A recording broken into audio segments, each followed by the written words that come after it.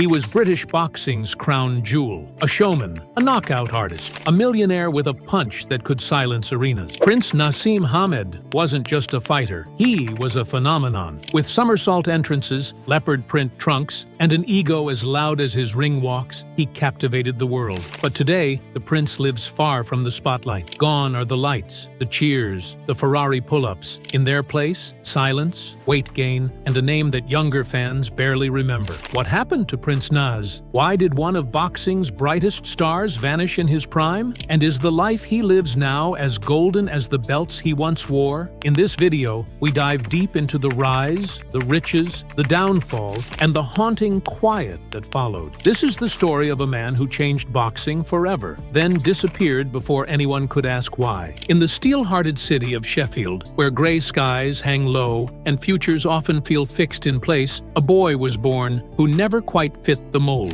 His name was Naseem Hamed. Short, brown-skinned, full of attitude. A spark in a place made of iron. He wasn't supposed to rise. Not there. Not then. Not in early 90s Britain, where boxing still clung tightly to its old-school heroes and proper etiquette. Naseem was everything the sport tried to ignore. Loud, flashy, Arab, unapologetically confident. But that didn't stop him. Born on February 12, 1974, to Yemeni immigrants, Naseem came from a family of 11 children. Their home in Wincobank wasn't glamorous. It was crowded, chaotic, and grounded in survival. His parents worked long hours just to make ends meet. Money was tight. Food, sometimes tighter. Violence, crime, and temptation loomed outside every door. It wasn't the kind of place that produced champions. It was the kind that swallowed dreams whole. And yet, from a young age, Naseem stood out. He wasn't just quick. He was electric. Even as a child, he was obsessed with movement. He'd shadowbox in mirrors, mimic Muhammad Ali's footwork, and talk about beating Sugar Ray Leonard one day.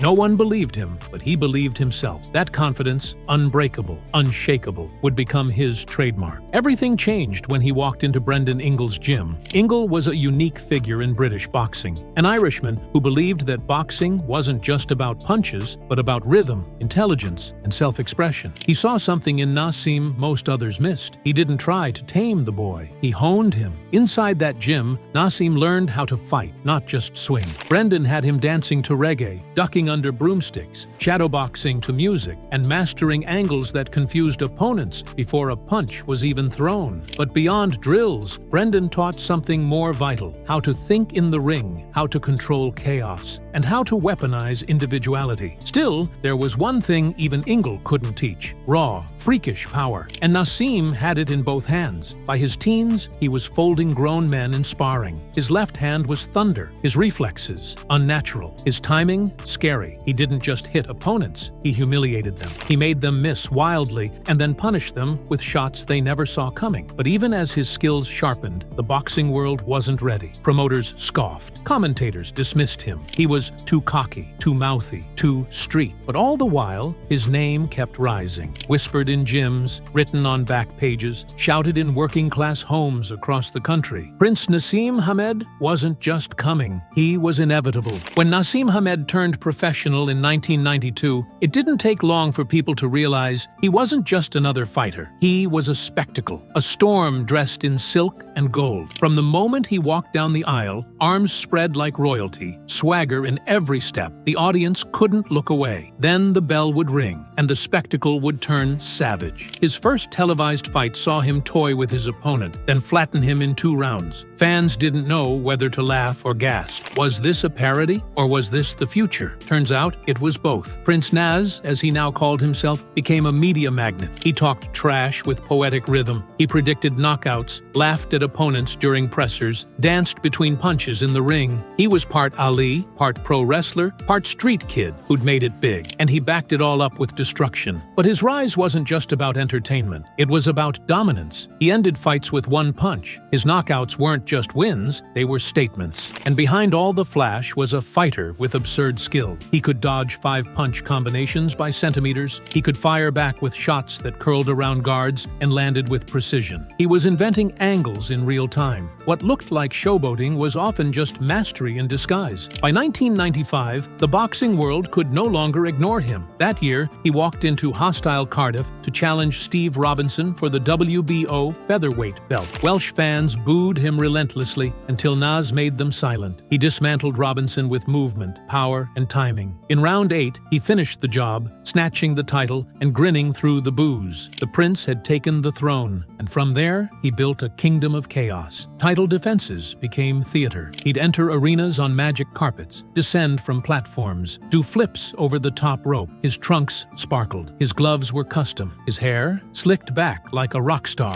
The fight was only part of the show. The rest was pure spectacle. But this wasn't style over substance. It was style and substance. He crushed former champions. He unified titles. He made established fighters look amateur. He didn't just beat them, he embarrassed them. By 1997, America came calling. HBO signed him. The bright lights of Madison Square Garden welcomed him. His U.S. debut against Kevin Kelly turned into one of the wildest fights in modern boxing. Multiple knockdowns, chaos in every round. And in the fourth, Nas landed a crushing left that sealed it. The prince had conquered America, but even as his star exploded, even as the cars got flashier and the entrances wilder, something dangerous was creeping beneath the surface. With a crown on his head and gold around his waist, Prince Naseem Hamed ruled like no one before him. He was boxing's rock star, untouchable, unbothered, undeniably elite. Every fight was an event, every entrance a spectacle. He wasn't just boxing anymore, he was performing, and the money followed. Millions per fight, sponsorships, endorsements, luxury features. He drove McLarens, Ferraris, Bentleys. He wore diamond-encrusted watches. His houses, mansions in Surrey and Windsor, filled with gold trim and imported marble. He wasn't a champion, he was an empire. But here's the thing about empires, they expand faster than they stabilize. And deep inside Hamed's empire, chaos was brewing. He still won, convincingly. Fighters like Tom Boom Boom Johnson, Wilfredo Vazquez, Paul Ingle, all fell. He unified the WBO, IBF, and WBC featherweight titles. He landed on magazine covers, red carpets, and the front pages of tabloids. But behind the scenes, things were shifting. The work wasn't the same. The camps were looser. The old Brendan Ingle structure, the tough love, the long sessions, the strict nutrition had faded. Nas had parted ways with the man who made him. The split was ugly. Ingle accused Hamed of being arrogant, of abandoning discipline. Hamed said Ingle was jealous. Whatever the truth, the results showed. Training got softer. Sparring sessions were selective. Diets became less strict. He bulked up between fights. Rumors swirled of skipped sessions and inflated egos. The flash had never been brighter, but the fighter underneath it was changing, and still he kept winning. That's the danger, because when you keep winning, you don't question the process. Even as reflexes dulled and timing slipped, Nas believed in one thing, his power. He once said, "I can knock these guys out at 50%, and he meant it. But boxing isn't about power alone, it's about hunger. And hunger. Nas was slowly losing. He still danced into the ring, still flipped over the ropes, still declared himself unbeatable, but those closest to the sport saw the signs. He was relying on instinct, not preparation, on ego,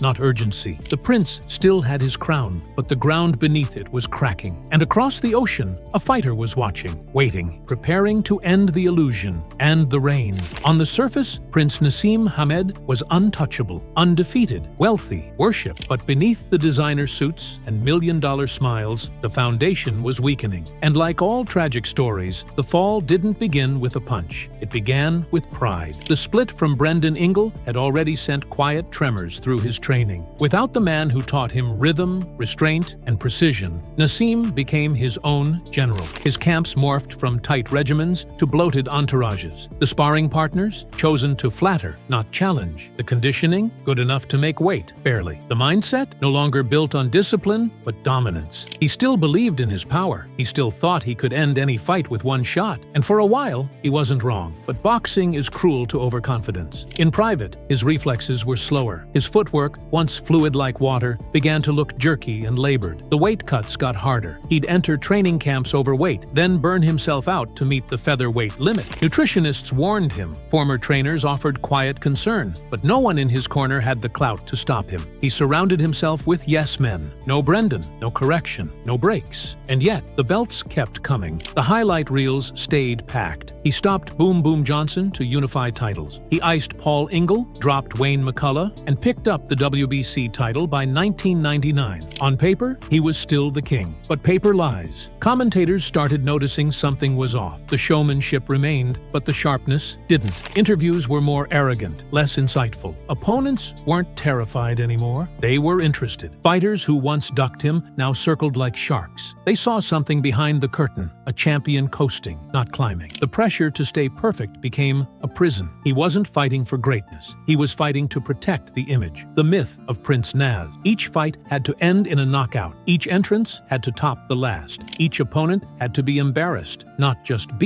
The performance grew heavier than the purpose. And then came the whispers. Promoters grew frustrated. He became harder to negotiate with. Dates were pushed. Fights were stalled. Naz, they said, had become unpredictable. He demanded more money, more control, more respect, all while giving less in return. But the illusion held until one man shattered it. April 7th, 2001, Las Vegas, the MGM Grand. Prince Naseem Hamed entered the ring, smiling, strutting, drenched in swagger. Fireworks exploded, cameras flashed, the music roared. He was still the showman, still the king, still undefeated at 35-0. But across from him stood a man who didn't care about theatrics. Marco Antonio Barrera, the Mexican technician, the cerebral assassin. He wasn't there to entertain. He was there to dismantle. The fight was billed as a legacy-defining clash. Power versus precision. Chaos versus control. Hamed thought he'd walk through Barrera like he had everyone else. He'd land the left. The crowd would roar. Another knockout. Another crown jewel. But from the opening bell, the energy shifted. Barrera didn't brawl. He didn't fall into the trap. He boxed. Clean, smart, disciplined. He stepped outside of Naz's looping shots. He countered with crisp jabs and short hooks. And most shockingly, he didn't fear him. By round 3, Hamed looked frustrated. His punches missed. His timing was off. His footwork, once fluid, looked awkward. Barrera made him miss, made him pay. And as the rounds wore on, the gap widened. This wasn't just a loss. It was a dissection. Naz tried to rally, but there was no plan B. He had never needed one. His whole career had been plan A. Knock them out. But now, faced with a fighter who refused to play his game, he looked lost. The crowd sensed it. The commentators began questioning what they were seeing. Was this the real Hamed, or had the myth finally met reality? In round 12, Barrera delivered a symbolic final blow, quite literally. He pinned Naz to the turnbuckle and slammed his head into the pad. A final message. The show is over. The judges gave Barrera a wide, unanimous decision. The unbeaten prince had been dethroned. And just like that, the illusion shattered. But what followed was even more shocking. There was no post-fight press conference, no bold claims, no promise of revenge. Hamed disappeared, quietly, almost shamefully. The man who once danced under the lights exited without a word. After Las Vegas, the boxing world waited. A rematch, a comeback, a press tour, anything. But from Prince Naseem Hamed, there was silence. Weeks passed, then months. Promoters begged, broadcasters floated ideas. But Naz said nothing. It was as if a switch had flipped. The man who once couldn't stay out of the spotlight had walked straight into the dark. When he finally did return, it wasn't with fireworks, it was with a fizzle. His comeback fight came in 2002 against Spain's Manuel Calvo, a solid but unspectacular opponent. The stage was set in London, not Vegas, not Madison Square Garden, but it still drew attention. Could the prince reclaim his crown? But from the opening round, it was clear. This wasn't the same fighter. He looked sluggish, disinterested, overweight. The flair was gone. The reflexes dulled. He won a slow, forgettable decision. But the crowd booed. The press ripped him apart. The magic had evaporated. And then, without warning, he vanished again. No retirement press release, no farewell fight, no documentary, no closure. He just stopped. He was 28 years old. In a sport where legends often fight into their late 30s, some into their 40s, Naseem Hamed was done before most fighters even peaked. The man who once said he'd retire undefeated walked away with a 36-1 record, and more questions than answers. Why did he quit so young? Was it fear of another loss? Was it shame? Was it injury? Ego? Faith? Depression? Theories flooded the forums and tabloids. Fans debated. Writers speculated. But the one person who never explained was Hamed himself. He had gone from world champion to ghost in just 12 months. And for over a decade, that silence never broke. Retired at 28. No farewell, no comeback. Just silence. But while Prince Naseem Hamed vanished from the ring, his life outside of it remained loud, at least in appearance. He wasn't fighting anymore, but he was still living like a king. By the early 2000s, Hamed's net worth had ballooned to an estimated £38 million.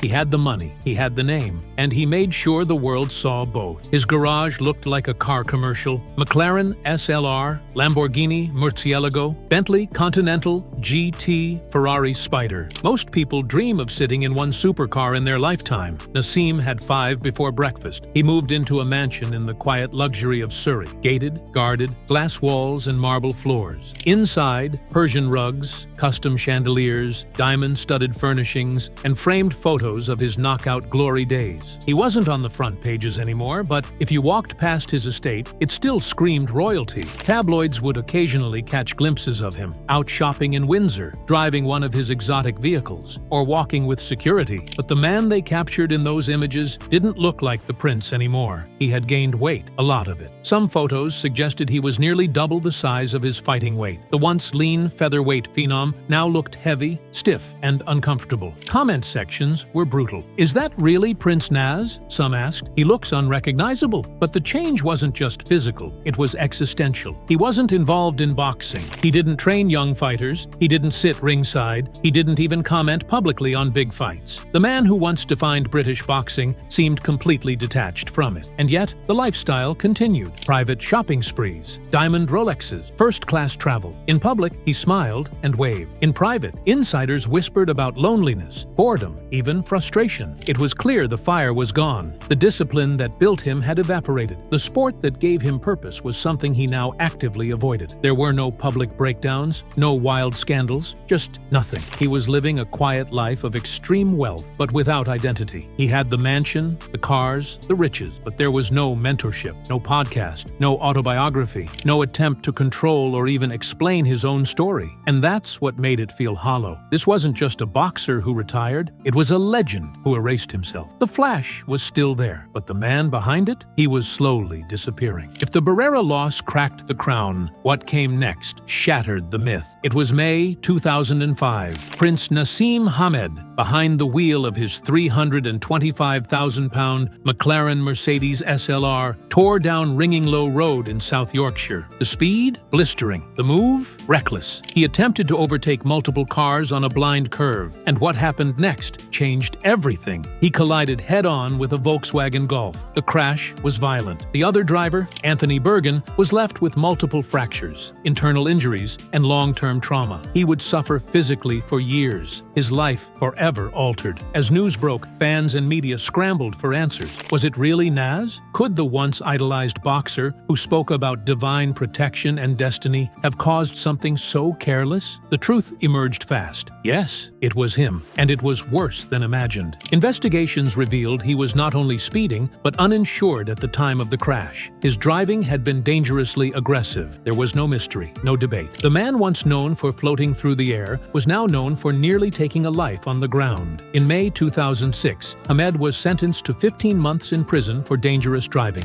He served 16 weeks before being released early under the UK's home detention curfew scheme. But the damage was done, not just to Bergen, but to Hamed's image. The media, once split on whether he was genius or showman, now had a new label: reckless. The silence that had once seemed mysterious now looked arrogant. The reclusiveness, once interpreted as humility, now felt like shame. He wasn't just a forgotten fighter anymore. He was a convicted felon. And perhaps the saddest part? He never truly addressed it. No deep apology, no interviews, no real accountability, just more silence. The headlines faded. The world moved on. But the prince didn't return. He could have used the moment as a reckoning, a comeback arc, a cautionary tale. But instead, he pulled back further, retreating deeper into privacy. He had already been slipping from memory. Now, he was running from it. And the myth that once made him untouchable? It was gone. Time has a way of rewriting legacies, especially when the subject goes quiet. As the 2010s rolled in, the boxing world changed. New stars emerged: Anthony Joshua, Tyson Fury, Amir Khan. Crowds chanted different names, and Prince Naseem Hamed, once the heartbeat of British boxing, faded into background noise. Young fans discovered him only through YouTube clips, 360p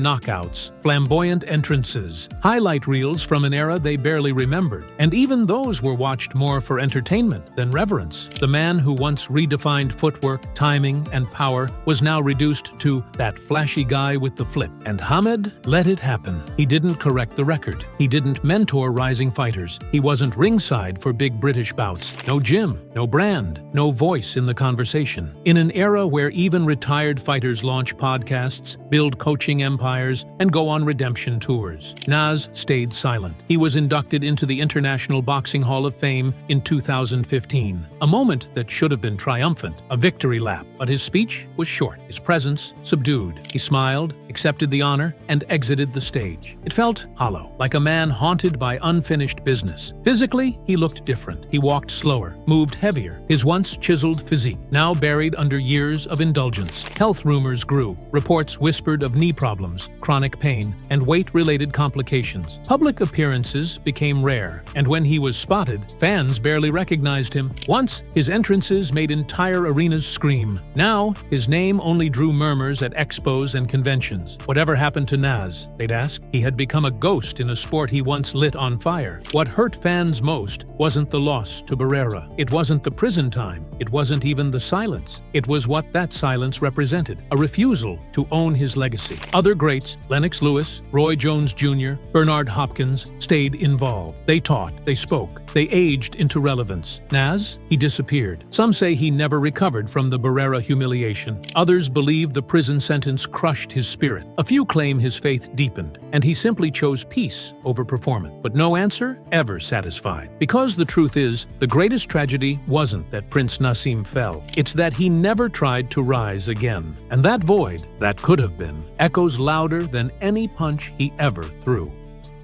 Before Tyson Fury's swagger, before Anthony Joshua's gold, there was Lennox Lewis, the last man to truly rule the heavyweight division. Calm, calculated, cold. He wasn't just a puncher, he was a puzzle, a tactician disguised as a titan. Born in London, raised in Canada, and crowned in the Olympics, Lewis didn't just win, he dominated, avenged, and walked away untouched. No scandals, no comebacks, just legacy. But for years, he was overlooked, too quiet, too strategic, too smart for a sport that worshipped chaos. While others brawled, Lennox played chess. And when it came time to fight Tyson, Holyfield, Klitschko, he didn't just survive, he made statements. This is the story of the final undisputed heavyweight king, the man who beat every opponent he ever faced, and then disappeared by choice. This is Lennox Lewis, the forgotten giant, the tactician of terror, and boxing's most complete heavyweight champion. Before we start, subscribe the channel to support our growth. Thank you. Before the titles, the bright lights, and the legacy, there was Lennox Claudius Lewis. Born on September 2nd, 1965, in the working-class district of West Ham, London. To most of the world, Lennox would one day become an international icon. But back then, he was just a quiet, lanky kid of Jamaican descent, navigating two worlds that didn't quite accept him. England called him an outsider. His Caribbean roots felt distant. And by the age of 12, a change came that would shape his entire future. His mother moved the family to Kitchener, Ontario, Canada. It was there, thousands of miles from the bright lights of London or the fight capitals of the US, that Lennox began to find himself, not in the classroom, not on the streets, but in the boxing gym. He was big, strong, but more importantly, thoughtful. Lennox wasn't the type of kid to fight out of anger. He studied, he waited, he dissected. Trainers were stunned by how composed he was for his age. He wasn't just throwing punches. He was analyzing your footwork while doing it. By the age of 15, he was already dominating local Canadian tournaments. National coaches took notice. And by 18, he was on Canada's Olympic radar. While other teenagers were chasing girls or parties, Lennox was locked in,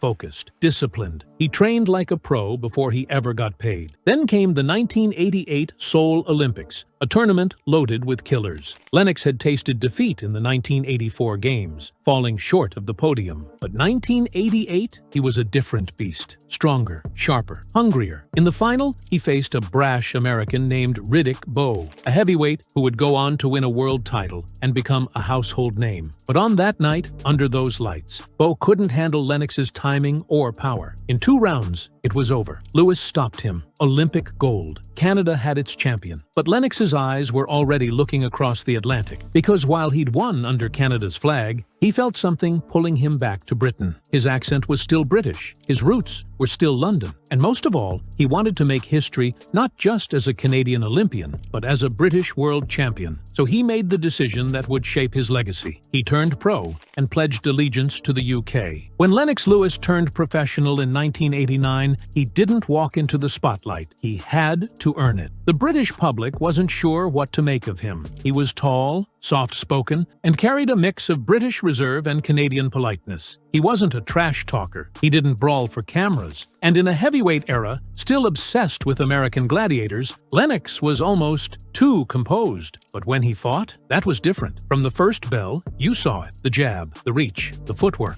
Lennox wasn't fighting, he was solving you. And once he found the answer, he lowered the boom. He went 21-0 with 18 knockouts, crushing domestic rivals, Commonwealth challengers, and former title contenders alike. He demolished Jean Genet, Gary Mason, and Tyrell Biggs. With each fight, the critics had fewer doubts, but the media still held back. They wanted another Frank Bruno, flash, fire, a heavyweight who felt more like a performer than a technician. But Lennox wasn't built for showmanship. He was built for war. Then came Razor Ruddock, a powerful, respected veteran who had given Mike Tyson all he could handle. Ruddock was the gatekeeper to the elite, and Lennox destroyed him in 2 rounds. It wasn't close. It wasn't competitive. It was a message. That message hit the U.S. hard, especially Riddick Bowe, now the WBC heavyweight champion and undefeated. The rematch between Lewis and Bowe felt inevitable. Olympic revenge, professional closure. The world waited for the contract. But then, history took a left turn. Riddick Bowe, whether pressured by his team or avoiding risk, infamously refused to fight Lennox. At a press conference, he physically threw the WBC belt into a trash can, a literal insult, a symbolic rejection. Lennox had chased the belt, and it was tossed aside. So the WBC awarded it to Lewis. Officially, he was champion. But unofficially, many said he hadn't earned it. That Bowe ducked him, yes, but that a belt in the trash isn't the same as winning it in the ring. Lennox didn't complain. He just kept training, because in his mind, the only way to silence the doubters was to clear the division. All of it. September 24th, 1994. Lennox Lewis entered the ring to defend his WBC heavyweight title against Oliver McCall, a tough, unorthodox brawler trained by the legendary Emanuel Steward. The world saw this as a stay-busy fight. Lennox was the heavy favorite. Too sharp, too powerful, too polished. But boxing is never that simple. In the second round, McCall, with almost no warning, no setup, launched a looping right hand from nowhere. It landed flush on Lennox's chin. Lewis dropped like a tree. Dazed, shocked, stunned, the referee stopped the fight. Just like that, he was no longer champion. No 10 count, no comeback, just silent. The critics came fast. Exposed! Glass jaw! Overrated! The British press, once skeptical, now turned hostile. And the Americans, who had finally begun to respect him, they wrote him off. To them, Lennox had always been a technician, not a warrior. And now, with one punch, they felt proven right. But inside Lennox, something flipped. He wasn't angry. He was analytical. He went back, watched the tape, and admitted, "I underestimated him. I got lazy." That kind of honesty was rare, especially in a sport full of excuses. Then came the decision that changed everything. He fired his trainer and hired Emanuel Steward, the very man who'd guided McCall to that upset win. Steward saw the flaws. Yes, Lennox had size, power, and skill, but he lacked rhythm. He lacked balance. He threw punches without angles. Under Steward, everything changed. They rebuilt Lennox from the ground up, not just fixing technique, but sharpening strategy. Steward taught him patience, distance, economy, and most importantly, controlled violence. Over the next few years, Lennox climbed back, quietly, brutally. He knocked out Lionel Butler, shut out Tommy Morrison, beat Ray Mercer in a slugfest. He was smarter now, more dangerous, less emotional, more calculating.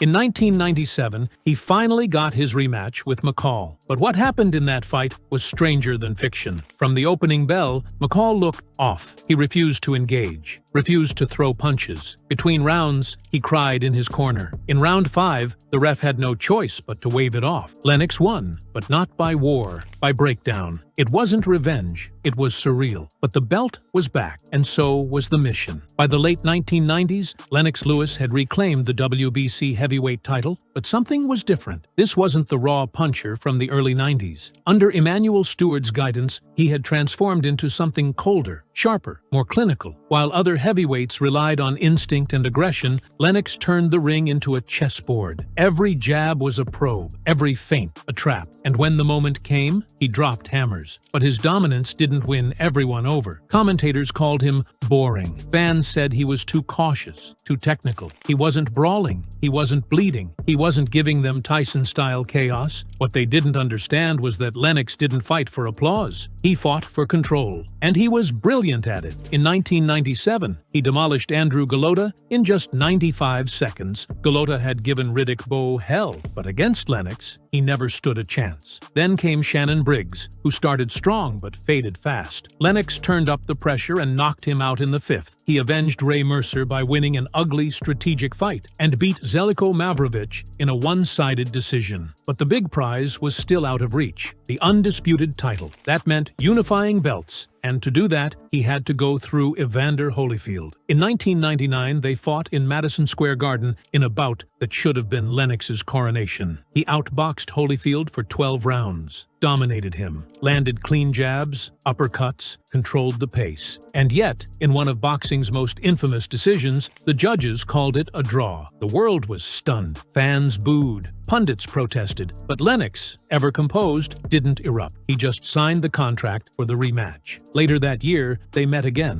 And this time, he didn't leave it close. He battered Holyfield, left no doubt, and finally became the undisputed heavyweight champion, the first since Riddick Bowe, the last of the true kings. The silence from his critics? Deafening. For years, Lennox Lewis chased Mike Tyson, quietly, consistently. While Tyson was making headlines, prison time, ear bites, lawsuits, chaos, Lennox just kept asking for the fight. But Tyson always had an excuse. Wrong promoter, wrong timing, wrong network. Truth was, Lennox wasn't just dangerous. He was all risk, no reward. Still, the tension simmered for nearly a decade. By 2002, Tyson's aura had dimmed. He was no longer Iron Mike. He was a fading force with a name too big to ignore. And finally, the deal was signed. Lewis versus Tyson. The fight the world had waited for. The last epic clash of the golden heavyweight era. The build-up? Madness. At the pre-fight press conference, Tyson stormed across the stage and bit Lennox on the leg. A full-blown brawl broke out. Security failed. Reporters screamed. Tyson threatened to eat Lennox's children in one of the most infamous rants in sports history. But Lennox didn't blink. He called Tyson a relic, said he was ready. And on June 8, 2002,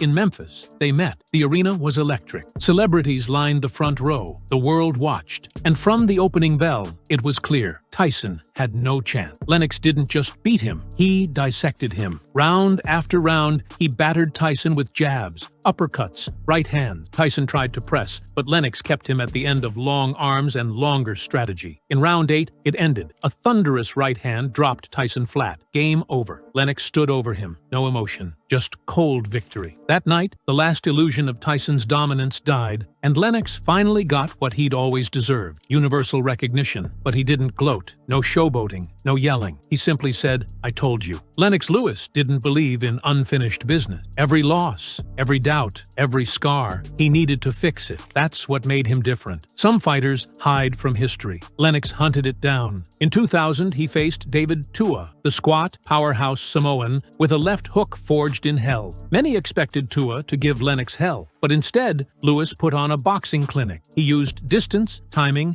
and relentless jabs to nullify Tua's power and win a dominant decision. Next up was Michael Grant, an undefeated 6 feet 7 inches American seen as the future of the division. Grant was athletic, confident, and huge, but Lennox dropped him 3 times in 2 rounds. It was over before it started. The message? There was no next generation. Not yet. But then came Hasim Rahman. In April 2001, Lewis flew to South Africa for a title defense. He was distracted, filming Ocean's 11 in Vegas, doing press, talking legacy. He underestimated Rahman, and Rahman made him pay. In round 5, Lennox dropped his left hand for half a second, and Rahman detonated a right hook that nearly decapitated him. Lennox hit the canvas like a fallen statue. The world was shocked. Suddenly, everything he'd built was questioned. But Lennox didn't sulk. He didn't deny. He admitted the mistake, then demanded the rematch. Later that year, in Las Vegas, they met again. The buildup was intense. Lennox was cold, quiet, focused. In round 4, he unleashed one of the most perfect right hands in heavyweight history. Rahman fell like a tree, out cold. Lennox had avenged his final loss. Every name, every ghost, all erased. He wasn't just a champion now, he was complete. In 2003, Lennox Lewis stood at the top of the heavyweight mountain. He had beaten every major name of his generation. He had avenged every loss. The whispers of doubt were long gone. But boxing doesn't believe in peace. It demands one more fight, always. And that last fight would come from an unexpected place, Ukraine. Vitaly Klitschko. Originally, Lewis was supposed to fight Kirk Johnson, a standard title defense. But when Johnson pulled out with an injury, Klitschko stepped in on just 2 weeks' notice. He wasn't a star yet, but he was dangerous. Tall, tactical, with power and a granite chin.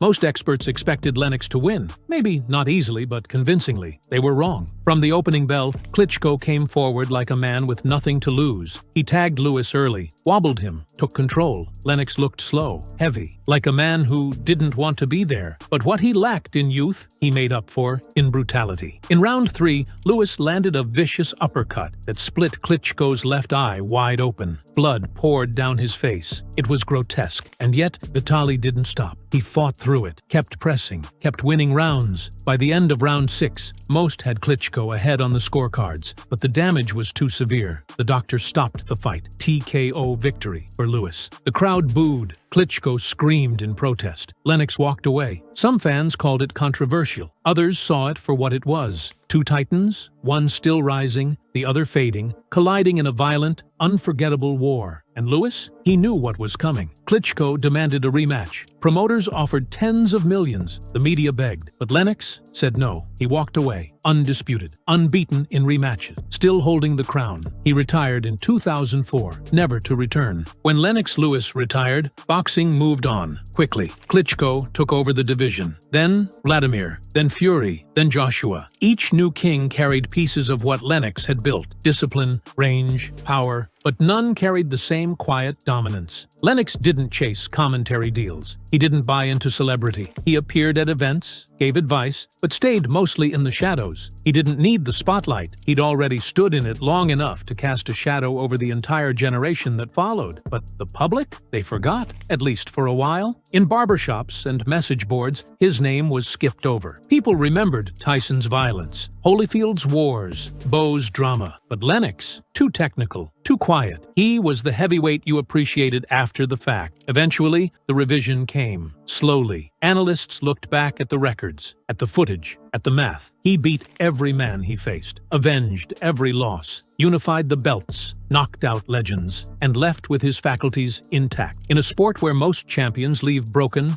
bankrupt, or bitter, Lennox Lewis left as a king. He was inducted into the Hall of Fame in 2009, took his place among the greats. But even then, he didn't boast. He simply said, "I did what I came to do." In boxing, the loudest voices often get the longest echoes. The screamers, the showmen, the scandal makers. Lennox Lewis didn't fit that mold. He wasn't a soundbite, he was a blueprint. He showed what it meant to be a complete heavyweight, not just in power, but in mind. He played chess with fists, fought with intelligence, avenged every misstep, and never once relied on drama to stay relevant. You look at the list: Tyson, Holyfield, Vitaly, Ruddock, Briggs, Morrison, Golota, Rahman, Tua, Bruno, Grant. He beat them all. And when the sport demanded more, he refused, not out of fear, but out of principle. He didn't fight past his prime, didn't chase ghosts. He kept his legacy intact by knowing when to close the book. That's not weakness, that's discipline. Today, young fighters study his tape to understand jab control, ring generalship, patience. Promoters still reference him as the standard for clean reigns. And fans, they're starting to speak louder. Lennox was underrated. Lennox would destroy today's era. He's top 5 all time. Because now, in hindsight, we see what was there all along. A man who didn't beg for greatness,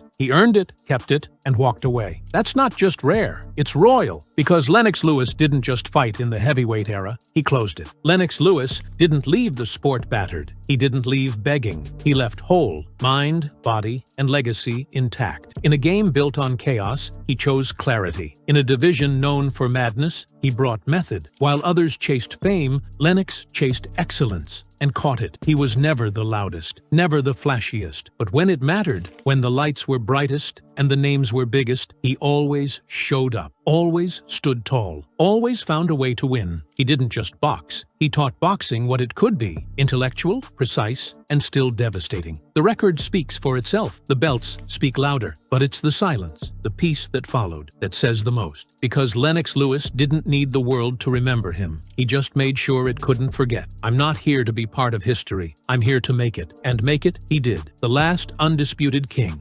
Well, I showed boxing, who's the best in the world. I went out there and showed them I'm a pugilist specialist. I can adapt to any style. And, he showed me one style that a lot of people didn't think I was going to be able to deal with. But I was able to deal with it.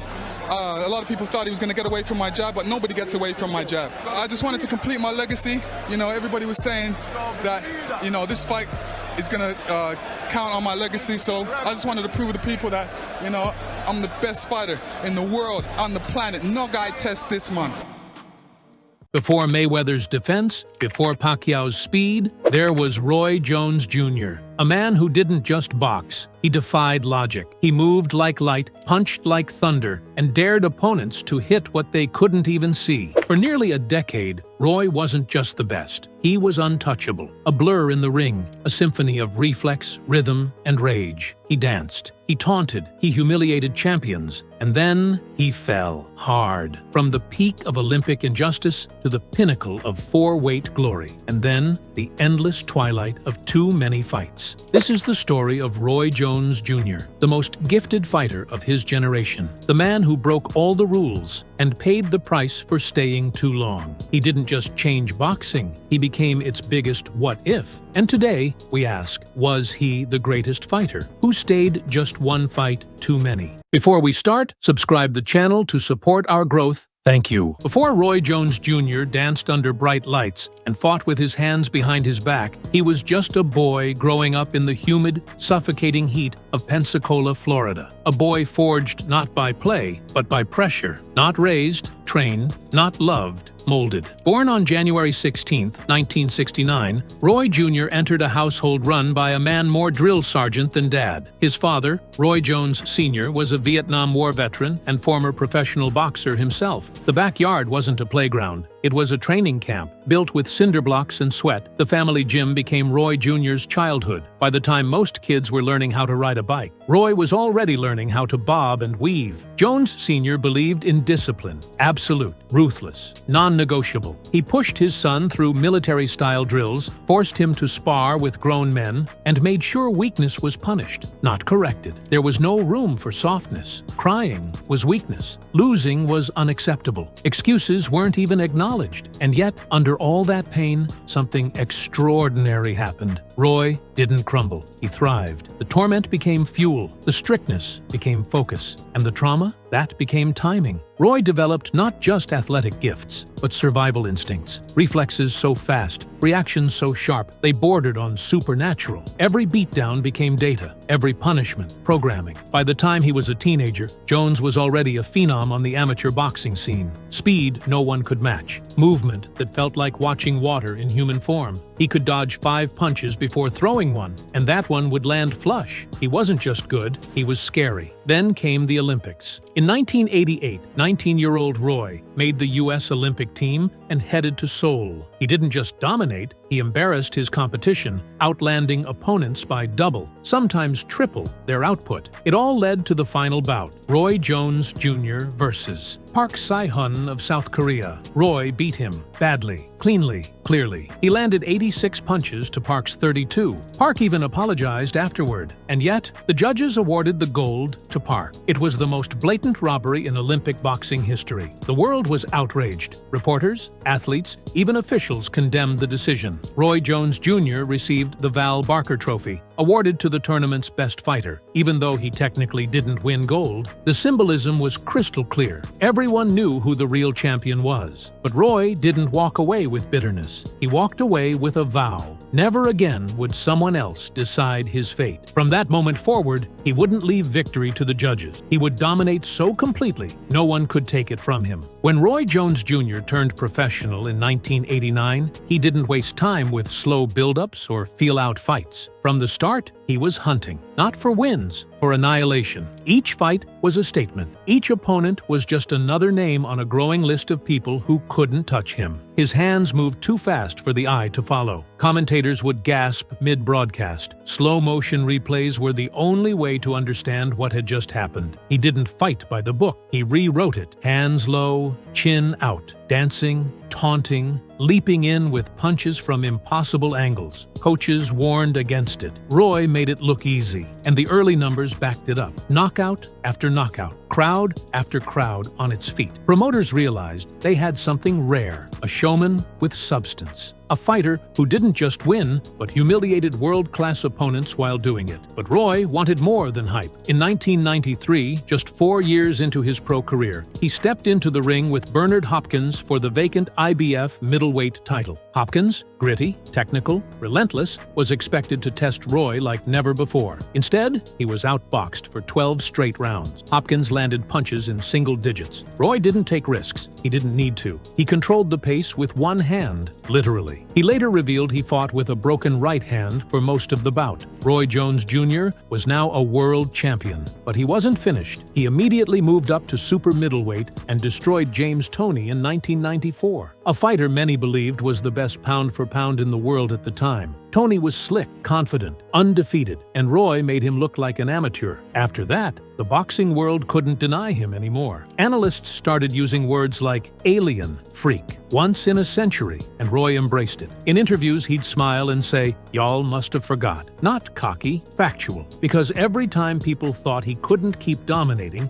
he'd show them something new. He wasn't just the best fighter in the world, he was making greatness look boring. By the late 1990s, Roy Jones Jr. ruled the light heavyweight division like a monarch. He didn't just beat opponents, he puzzled them. He turned seasoned veterans into confused rookies. Nobody could touch him, and everyone knew it. He moved up to 175 pounds and cleaned house, knocking out contenders and champions with terrifying ease. Vinny Pazienza said before their fight, "I've never trained this hard." Afterward, he said, "I couldn't hit him. I couldn't even see him." In 1996, Roy fought Murky Sosa. A fight stopped not because Sosa was hurt, but because both men were landing so cleanly that the referee assumed something was wrong with the other guy's defense. It was surreal. Roy's reflexes made professional judges question the fight's reality. Then came the Virgil Hill body shot in 1998, a punch so brutal, so perfectly placed to the ribs that Hill collapsed seconds later. Replay after replay played on highlight reels for years, not just because it ended the fight, but because it was surgical. By 1999,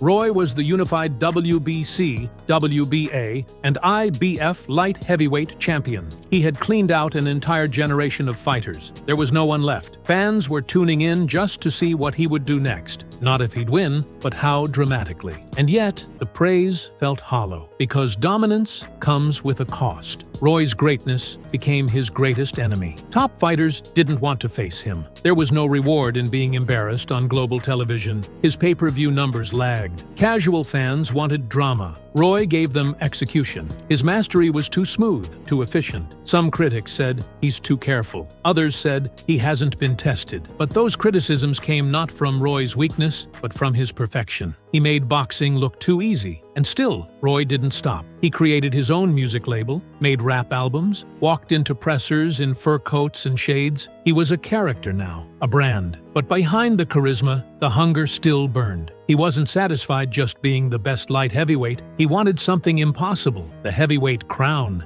Everyone said it was suicide. He was a former middleweight, going up against giants. But Roy didn't blink. Because when you've spent your whole life making the impossible look easy, why stop now? In 2003, Roy Jones Jr. made a decision that stunned the boxing world. He wasn't content with ruling one division. He wanted history. He wanted the impossible. He wanted the heavyweight crown. No fighter in over 100 100 years had made the leap from middleweight, where Roy began his career, to heavyweight and won a world title. Not Duran, not Sugar Ray Leonard, not even Ali. But Roy wasn't concerned with what history said couldn't be done. He was obsessed with what he believed he could do. He bulked up to face John Ruiz, the WBA heavyweight champion. Ruiz wasn't flashy, but he was big, powerful, an awkward brawler who had taken punishment and kept coming. At 6 feet 2 inches and nearly 230 pounds, he was a mountain compared to the 193-pound Roy. And yet, from the opening bell, Roy Jones Jr. looked like he belonged. He didn't just beat Ruiz, he danced around him, outclassed him, humiliated him. He used movement, speed, and angles like he was still fighting at light heavyweight. Ruiz swung at ghosts. Roy landed clean, flashy combinations and pivoted away before the counters could even load. 12 rounds later, it was unanimous. Roy Jones Jr., the boy from Pensacola, the fighter who'd been robbed in Seoul, the untouchable king at 160, 168, and 175, was now the WBA heavyweight champion of the world. It should have been his last fight, his final act, a perfect ending. But Roy made a mistake. Instead of retiring on top, he dropped back down to light heavyweight, almost 25 pounds, to face Antonio Tarver. It was a move almost no experts believed he could recover from physically. Muscle loss, reflex timing, punch resistance, all at risk. But Roy, he said, I'll prove you wrong. He did win the first Tarver fight, barely, in a close majority decision. But something was off. The speed wasn't the same. His movements looked forced. The invincibility had cracks. Still, Roy insisted, I'm still me. May 15th, 2004, the night the myth died. Antonio Tarver stepped into the ring for a rematch no one expected him to win. He was supposed to be another name, another check, but something felt different. In the pre-fight stare-down, Tarver leaned in and said the now infamous line, "You got any excuses tonight, Roy?" Round 2, one punch, a looping left hook that landed flush. And just like that, Roy Jones Jr., the man who made world-class fighters miss entire combinations, was laid flat. No defense, no movement, just silence. It was the first time in his career he had been knocked out. The boxing world didn't cheer, it gasped. For years, fans wondered what would happen if someone could actually hit Roy. Now they knew, and it wasn't just the loss. It was how fragile Roy suddenly looked, vulnerable, slowed, human. But pride is a stubborn thing. Instead of stepping back, Roy took a third fight with Tarver. This time, no excuses, no controversy. Tarver dominated. Roy looked hesitant. He wouldn't pull the trigger. He fought like a man afraid of what would happen if he missed again. Then came Glenn Johnson, a journeyman, a grinder, someone Roy would have embarrassed in his prime. Instead, Johnson hunted him down, landed flush shots, and in round 9, knocked Roy out cold. Again,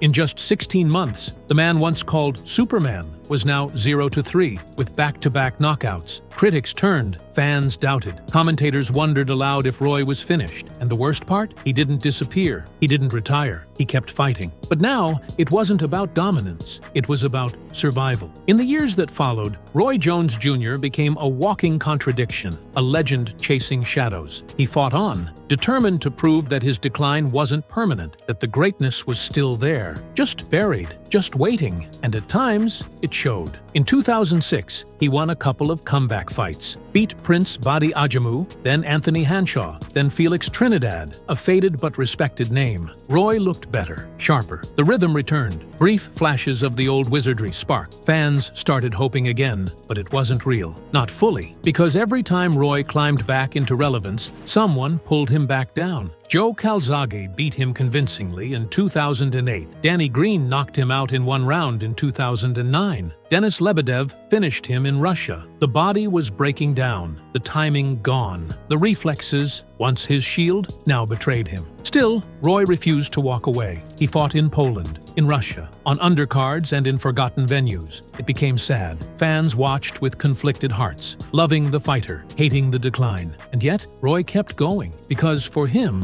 boxing wasn't just a sport, it was identity, it was salvation. It was the one place he had always been in control, and letting go of that meant letting go of who he was. His fights weren't about titles anymore, they were about dignity, about chasing the feeling of invincibility one more time. The man who once made opponents look like amateurs was now a gatekeeper, still dangerous, still proud, but not the king anymore. As Roy's relevance faded in America, something unexpected happened. The rest of the world embraced him. While critics at home fixated on the knockouts and the should-have-retired conversations, fans overseas saw something different. A warrior still willing to fight. Russia, Poland, Latvia, Germany. Roy became a global nomad. He fought in packed arenas across Eastern Europe, his name still drawing massive crowds. In Russia especially, he became beloved, not just for his past glory, but for showing up when others wouldn't. He didn't mail it in either. Even in his late 40s, Roy trained hard. He stayed sharp. His speed, though dulled, was still faster than most. And when he fought fans in these countries, they cheered not because they expected dominance, but because they admired his refusal to quit. In 2015, Roy made headlines again, this time not for a fight, but for citizenship. He was granted Russian nationality by President Vladimir Putin after expressing a desire to live and work in Russia more freely. The move drew media coverage, political commentary, even criticism. But for Roy, it wasn't about politics. It was about respect. In Russia, people still called him champion. They still remembered the highlight reels. In America, he was often treated like a fallen hero. In Russia, he was royalty. He continued training fighters there, making appearances, even dabbling in commentary. His influence spanned generations, from Eastern European amateurs to aging veterans who had once idolized him. He wasn't just Roy Jones Jr., the boxer, anymore. He was Roy Jones Jr., the ambassador. When the pandemic swept across the globe in 2020, boxing, like every other sport, paused. But then came a strange resurgence. Legends returned. Exhibition matches became the new novelty. And once again, Roy Jones Jr. was called to the spotlight. The opponent? Mike Tyson? Yes, that Mike Tyson, the youngest heavyweight champion in history, the destroyer of men. Both were well past their prime. But when the fight was announced, the world took notice. It was bizarre, intriguing, emotional. Tyson hadn't fought in 15 years. Roy was 51. And yet, the hype was real. Millions tuned in, not for violence, but for nostalgia. To see two warriors, once kings, now circling each other one last time. And when they entered the ring in November 2020, it wasn't sad. It wasn't a joke. It was respectful, poetic. Tyson looked terrifying, even restrained. Roy, while slower, still flashed glimpses, angles, pivots, head movement. The bout was declared a draw, unofficially. But the score didn't matter. It wasn't about winning. It was about closure. For Roy, it was one last moment in the light. One final time where the whole world watched him move, duck, jab, and smile. He had been searching for that feeling since 2004. For years, he chased it in silence, on obscure cards, in forgotten venues. But here, in an empty arena, broadcast globally, he found it again. Respect, validation, legacy. For a night, Roy was Roy again. Today, when people talk about Roy Jones Jr., the conversation splits. Some remember the prime, the blur of limbs, the no-look punches, the dominance so complete it made the sport feel unfair. Others remember the decline, the knockouts, the endless returns, the sad undercards. But both sides are true. Because Roy Jones Jr. lived what most fighters only dream of, and then refused to let it go. He was the most talented boxer of his generation, maybe the most talented of all time. His reflexes, creativity, and speed redefined what a fighter could be. He was a walking highlight reel, with a chin never tested until it was too late. His peak, untouchable, but his downfall, inevitable. Because Roy wasn't just chasing victory, he was chasing perfection. He didn't want to be great. He wanted to be remembered as the greatest ever. And when that slipped away, he fought harder, longer, deeper into the twilight than he ever should have. And yet, who are we to tell a man when to stop doing the thing he loves most? Roy's story is a cautionary tale, but it's also a triumph. A boy abused into greatness, a fighter robbed of Olympic gold, a champion across 4 weight classes, a heavyweight history maker, a man who never said no to a challenge, even when it cost him. Today, he trains fighters, he mentors youth, he reflects, and maybe, just maybe, he's found peace. Because Roy didn't need to be perfect, he just needed the world to remember, and they always will. Roy Jones Jr. didn't just fight opponents, he fought expectations. He fought ghosts. He fought the myth of invincibility he built with his own 2 hands. He showed us the heights a human being can reach when talent, obsession, and pain collide. He made boxing look beautiful, and then showed us how ugly it gets when the magic fades. He never gave us a clean ending, no perfect retirement, no victory lap, just a slow, stubborn descent. One jab, one knockout, one comeback at a time. Because to Roy, walking away meant dying. And for a fighter like him, silence was louder than any bell. But here's the thing, Roy Jones Jr. didn't need a storybook finish, because the middle chapters, they were unforgettable. The swagger, the speed, the brilliance. For nearly a decade, he wasn't just the best, he was a different species. He didn't just win, he dared. And long after the last punch was thrown, long after the critics stopped debating, one truth still echoes. There was nobody like Roy, and there never will be again. He was boxing's golden boy. Fast hands, millions of fans, and a left hook that went viral with every knockout. Ryan Garcia wasn't just a fighter, he was a brand. A Gen Z star built for the algorithm. But behind the flash and followers was a storm waiting to erupt. Anxiety, doubt, disappearing acts, and battles far darker than any opponent he faced in the ring. How does a man go from being crowned the next Oscar de la Hoya to being called boxing's biggest liability? From magazine covers to manic episodes,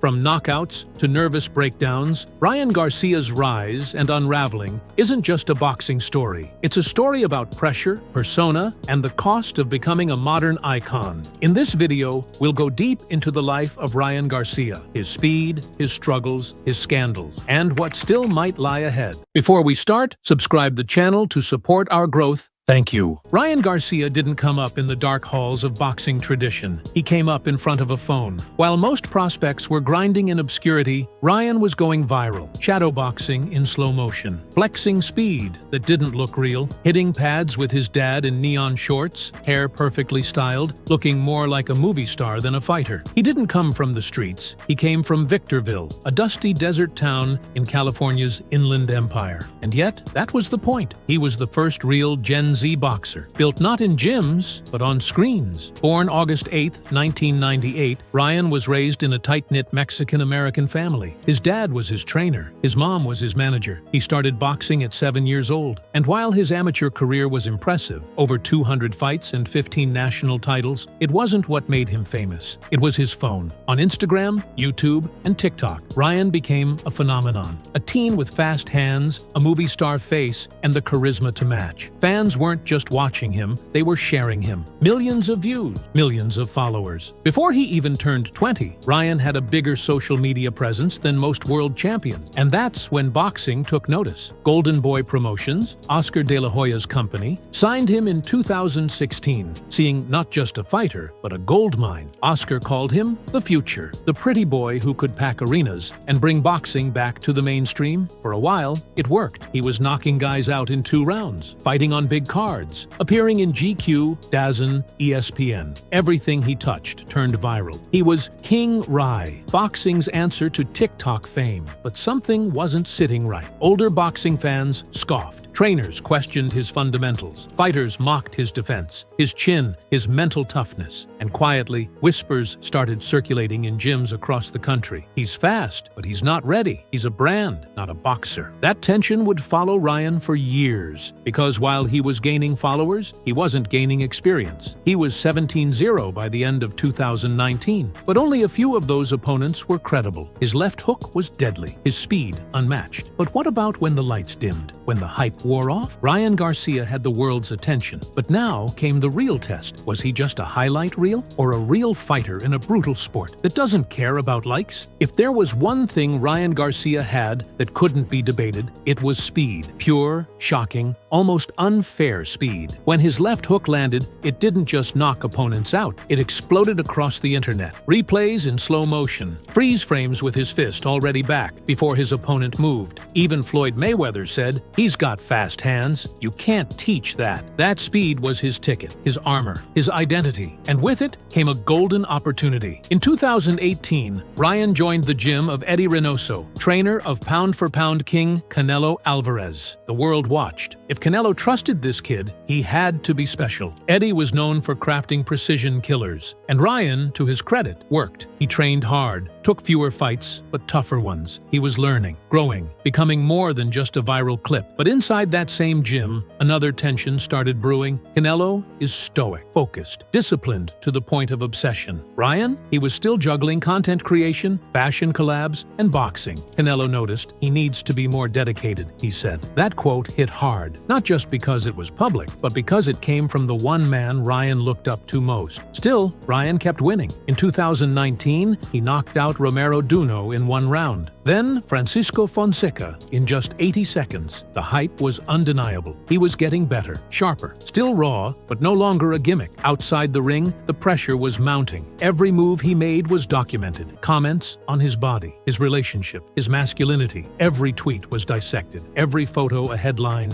His fan base ballooned, but so did his list of critics. And then came Luke Campbell, a former Olympic gold medalist, a veteran, someone who'd been in with Lomachenko and gone the distance. This was Ryan's first real test, a step up that could either validate his rise or expose him as a hype job. In the first round, Ryan looked sharp, quick hands, good footwork. But then, in round 2, it happened. Campbell landed a clean left hook that dropped Ryan flat. For a split second, the world went silent, but Ryan didn't crumble. He got up, regrouped, fought smart, and in round 7, landed a vicious body shot that folded Campbell in half. The fight was over, and Ryan had answered the question. He could get hit, hurt, and still win. It should have been his coronation, the turning point, the moment he became a champion. After the Campbell fight, Ryan Garcia stood on top of the world. A 21-0 record, a highlight reel knockout, millions of fans, and for the first time, the boxing world truly respected him. He wasn't just fast, he was resilient. He had proven something no TikTok clip ever could, heart. But then, he disappeared. In April 2021, just months after the biggest win of his life, Ryan pulled out of his next fight citing mental health issues. No excuses, no vague statements. He said the words directly, "I need to focus on my well-being." And in that moment, boxing split in two. Some praised him, called him brave, said he was starting a conversation athletes had long ignored, but others weren't so kind. He's soft, he's weak, he just didn't want to fight. Even fighters began mocking him, calling him Insta-champ, questioning his anxiety, posting memes. But Ryan didn't fire back. He went quiet for months. Behind the scenes, the silence wasn't peaceful. It was dark. Ryan later revealed he'd suffered panic attacks, suicidal thoughts. He was overwhelmed by the fame, the pressure, the constant demand to perform. He wasn't just fighting in the ring, he was fighting his own mind. During that time, something changed in Ryan. He began to lean heavily into his faith, posting scriptures, talking about God, demons, and spiritual warfare. He didn't just need therapy, he needed meaning. He began seeing his journey not as a career, but as a test, a divine battle. And yet, while he searched for peace, boxing moved on. Titles were claimed, contenders rose. His rivals, Devin Haney, Gervonta Davis, Teofimo Lopez, all fought, won, and evolved. And the longer Ryan stayed out, the more the world began to forget him, or worse, doubt him. When he finally returned in 2022, he looked good. Not great, good. He beat Emmanuel Tego in a safe fight. Then Javier Fortuna, a more convincing win.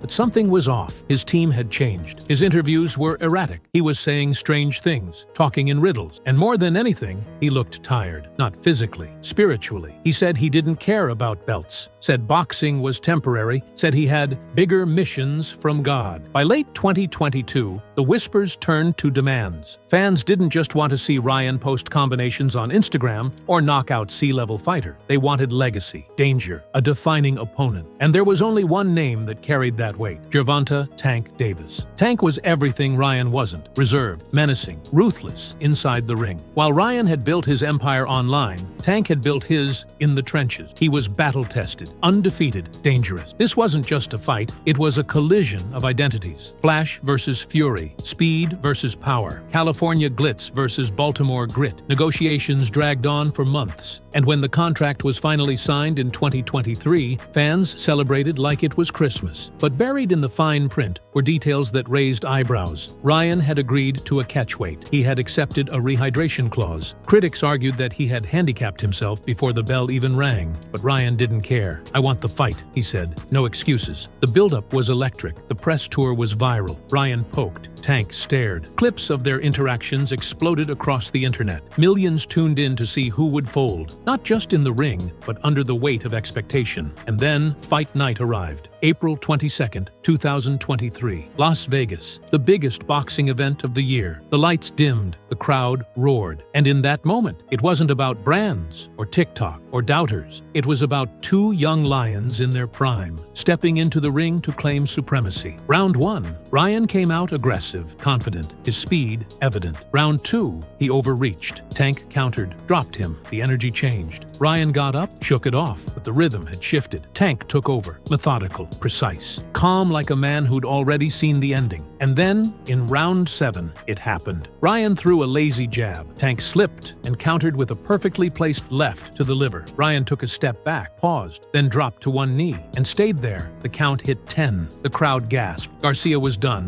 not broken, not unconscious, just unable to continue. Some fans said he quit. Others said it was a perfect shot. But either way, the image was cemented. Ryan Garcia, on one knee, staring at the canvas, while Tank Davis celebrated behind him. In the post-fight interview, Ryan was humble, gave Tank credit, said he'd be back. But deep down, the loss did more than hurt his record. It fractured his illusion. After the Tank Davis loss, most fighters would regroup. They'd rewatch tape, rest, plot their next move. But Ryan Garcia didn't disappear into the gym. He disappeared into chaos. At first it was subtle. A few odd Instagram lives, cryptic tweets. Then came the posts, accusing members of his team of betrayal. He suggested someone had spiked his energy drink, that spies were in his locker room, that the people closest to him didn't want him to win. Fans were confused. Was this a man processing a tough loss, or something else entirely? He parted ways with Joe Goosen, his trainer during the Tank fight. No explanation. Then signed with Derek James, a highly respected coach who trained Errol Spence and Jermel Charlo. For a moment, the storm settled. Ryan returned to training. He looked sharp again, motivated, but it didn't last. Weeks into camp, rumors swirled that Ryan wasn't showing up to session, that he was distracted, erratic. Then he confirmed it. He had left Derek James. No drama, just another reset. His interviews became more erratic. He'd speak about God, but then pivot to cloning conspiracies, talk about the CIA watching him, suggest he was being silenced. Some fans laughed it off, others grew concerned. Ryan wasn't just losing fights, he was losing grip. And through it all, one question kept popping up. Was this an unraveling, or a warning sign of something deeper? Despite the noise, Ryan pushed forward. He announced a massive fight with WBC champion Devin Haney, a longtime rival from the amateurs. Their bad blood was real, personal, and even though the belt wasn't on the line, Ryan promised he'd shock the world. Few believed him. The build-up was chaotic. Ryan skipped media days, posted rambling voice notes online, claimed Haney was being protected. He didn't look locked in. He looked unstable. But when the bell rang in April 2024, something wild happened. Ryan Garcia dominated. He dropped Haney multiple times, controlled the fight with timing, power, and poise. And when it ended, the boxing world was stunned. The TikTok fighter had just beaten an undefeated champion. The redemption arc had written itself until it didn't. When the news broke that Ryan Garcia had tested positive for Ostarine, a banned substance, the world stopped. The boxing world, still buzzing from his upset win over Haney, now had to face a darker truth. Was it all a lie? Ostarine isn't an over-the-counter supplement. It's a selective androgen receptor modulator used to build lean muscle mass and improve recovery. It's banned by all major anti-doping agencies. Ryan denied everything. He posted videos, live streams, and long rants, said it wasn't him, blamed energy drinks, claimed sabotage, suggested he was being set up by forces who didn't want to see him rise. They put it in my drink, he said. They wanted me to lose, but I won, and now they're trying to erase it. Fans split in half. Some believed him, said the timing was suspicious, that Ryan was too wild, too unpredictable to orchestrate a PED cycle. Others said it was obvious, that no one drops Devin Haney 3 times without something extra in the system. The commission launched an investigation. Promoters went quiet. Devin Haney's team demanded the fight be overturned to a no contest. Ryan spiraled. His posts became more unhinged. He accused the boxing establishment of targeting him, talked about dark energy, manipulation, and being a chosen warrior for God. He said he wasn't just fighting the sport, he was fighting evil. Meanwhile, his health came into question. He looked gaunt in public, his voice shaky. He went live at 3 a.m. multiple times, pacing, sweating, barely coherent. This wasn't just about doping anymore. It was about a man in the midst of a mental and emotional breakdown. And yet, through it all, there was still a flicker of something real, something raw, something honest. Because Ryan wasn't hiding behind a PR wall. He was bleeding out in front of the world, live, unfiltered, and undeniably human. By mid-2024, Ryan Garcia was no longer being judged as just a boxer. He was being watched like a man unraveling in real time. His social media, once polished and brand-friendly, had transformed into a chaotic stream of rants, conspiracy theories, and emotional meltdowns. He went on live videos claiming he was being tracked by shadowy forces, that people were breaking into his hotel rooms, that they, an undefined group of enemies, were trying to destroy him spiritually, mentally, and physically. He wasn't just reacting to criticism. He was spiraling into something else. Fans couldn't tell if it was performance or a real cry for help. One minute, he was talking about wanting to fight again. The next, he was crying mid-interview, then laughing, then preaching about Jesus and demonic energy in Hollywood. His inner circle shrank. Former trainers distanced themselves. Promoters stayed silent. But here's the strange part. His fan base grew. Millions of people, not just boxing fans, began tuning in. Not for the left hook, but for the live streams, for the spectacle, the vulnerability, the fire. He wasn't playing the game anymore. He was destroying the board, piece by piece. To some, it was authenticity. To others, it was a public mental health crisis playing out in real time. His posts began to fluctuate between gospel verses and cryptic messages about betrayal. He released music. He hinted at retiring. He hinted at suing.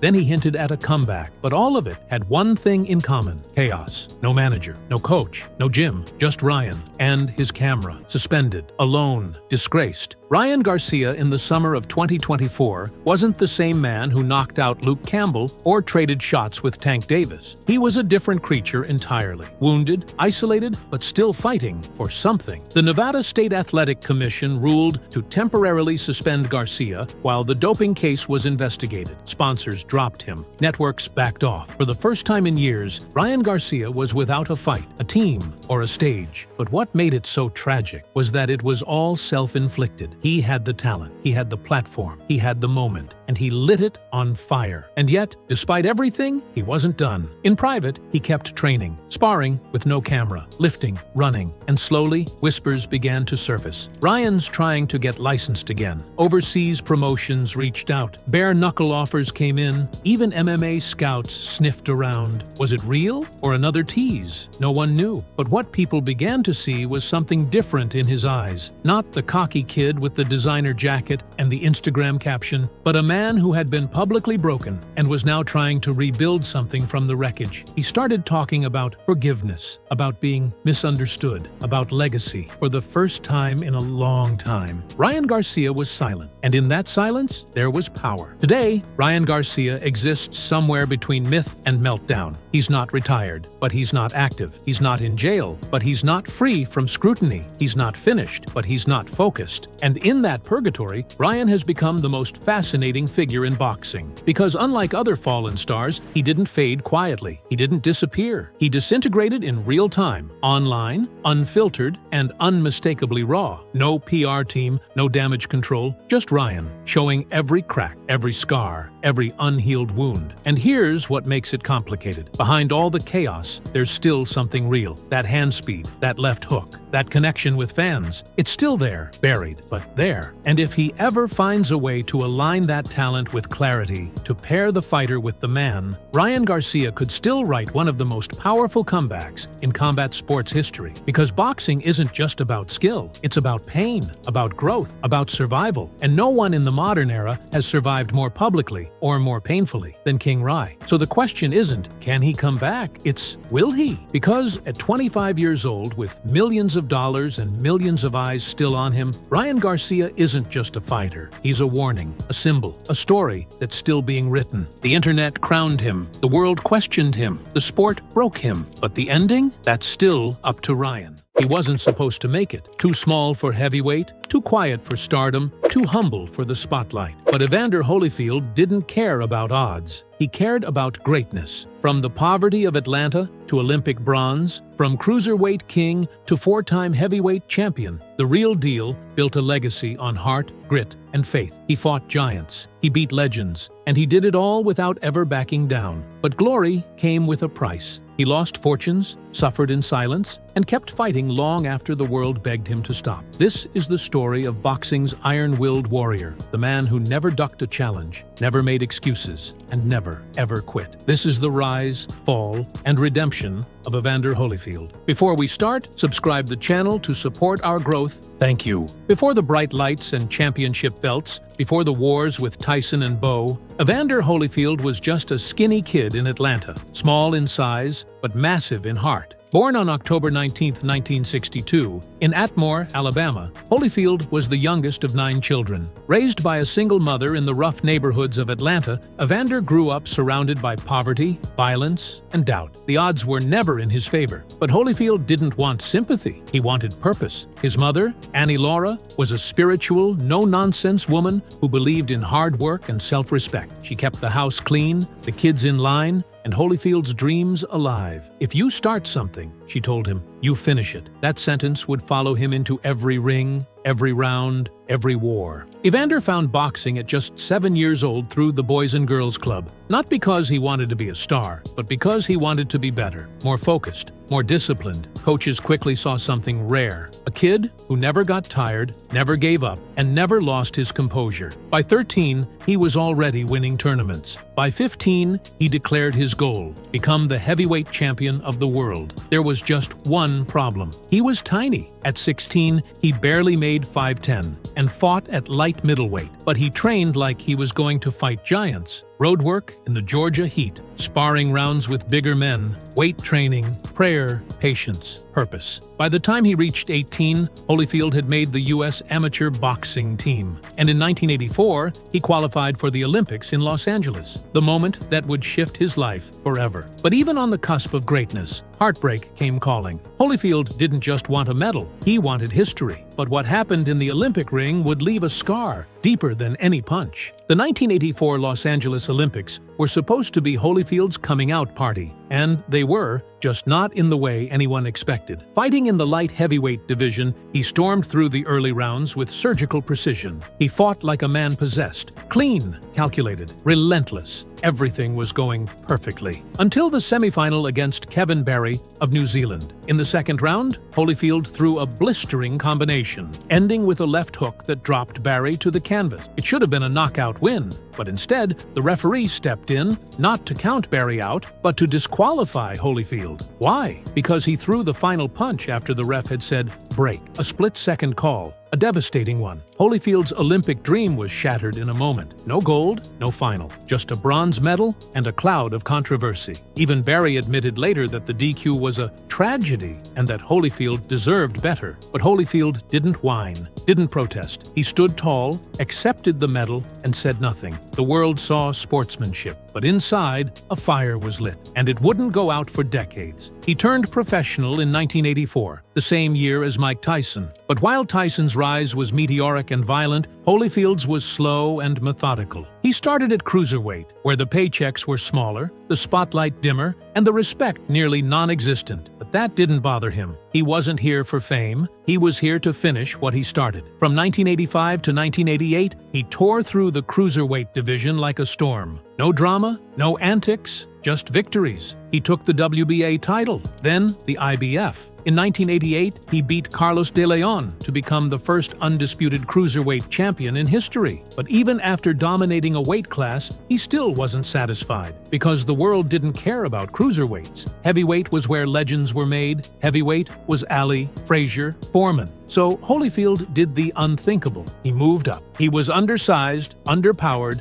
and underestimated. But the real deal was coming, and the heavyweights had no idea what was waiting. The late 80s belonged to Mike Tyson. The heavyweight division was a battlefield. But Tyson wasn't just winning, he was obliterating. One-round knockouts, broken jaws, fighters terrified before the bell even rang. And in the middle of all this chaos, Evander Holyfield, the cruiserweight, announced his arrival. Critics laughed. He was too small. He didn't have the punch. He didn't have the jaw. He'd get destroyed. But Holyfield didn't flinch. He knew his power would come with time. What couldn't be built in the weight room was already in his chest. heart. His first heavyweight fights were statements. He knocked out James Tillis in 5, then Pinklon Thomas, then Michael Dokes. A violent 10-round classic that showed the world Holyfield wasn't just a former cruiserweight, he was a problem. While Tyson continued his reign of terror, Holyfield stayed the patient predator. He became the #1 contender, and the boxing world circled the inevitable clash. Holyfield versus Tyson, good versus evil, discipline versus destruction. But boxing never follows the script. In February 1990, Mike Tyson stepped into the ring with 42-1 underdog Buster Douglas and lost. It was the biggest upset in sports history, and suddenly, the belts belonged to Douglas. Just like that, the path cleared. Holyfield didn't hesitate. That October, he stepped into the ring with Buster Douglas for the undisputed heavyweight title. It took just 3 rounds. Douglas, bloated and sluggish, didn't stand a chance. Holyfield knocked him out cold with a vicious right hand. The skinny kid from Atlanta was now the undisputed heavyweight champion of the world. He had done it. But the world still wasn't convinced. They said he got lucky, that Douglas was out of shape, that he hadn't beaten Tyson. So, Holyfield did what he always did. He fought. He defended his title against every name thrown at him. George Foreman, Burt Cooper, Larry Holmes. He went to war, won decisions, 8 punches, outlasted legends. But nothing could prepare him for what came next. A trilogy that would define him, brutalize him, immortalize him. Riddick Bowe was coming, and Holyfield was about to enter the most punishing chapter of his life. By 1992, Evander Holyfield had defended his heavyweight titles against aging legends and dangerous contenders. But many still doubted him. The ghost of Mike Tyson's absence lingered. Critics said Holyfield hadn't faced a prime heavyweight. They wanted blood, and they got it, in the form of a 6.5 wrecking ball from Brooklyn named Riddick Bowe. Bowe was young, undefeated, and mean. He came in with a chip on his shoulder and bombs in both hands. At 235 pounds, he was nearly 30 pounds heavier than Holyfield, and that weight translated into raw, terrifying power. On November 13, 1992, Holyfield and Bowe clashed at the Thomas & Mack Center in Las Vegas. What followed was one of the greatest heavyweight fights in boxing history, a 12-round war with no breaks, no breathing room, no mercy. The first half was even, both men trading, slipping, adjusting. Then came round 10, a round that still echoes in boxing folklore. Bowe came forward like a freight train, landing combinations that would have stopped most men. Holyfield staggered, buckled, but refused to go down. Bleeding, exhausted, he punched back. The crowd was on its feet. Commentators screamed. Holyfield lost a unanimous decision that night, but no one left questioning his heart. A year later, in the rematch, Holyfield adjusted. He came in lighter, faster, more tactical. Bowe was still dangerous, but this time,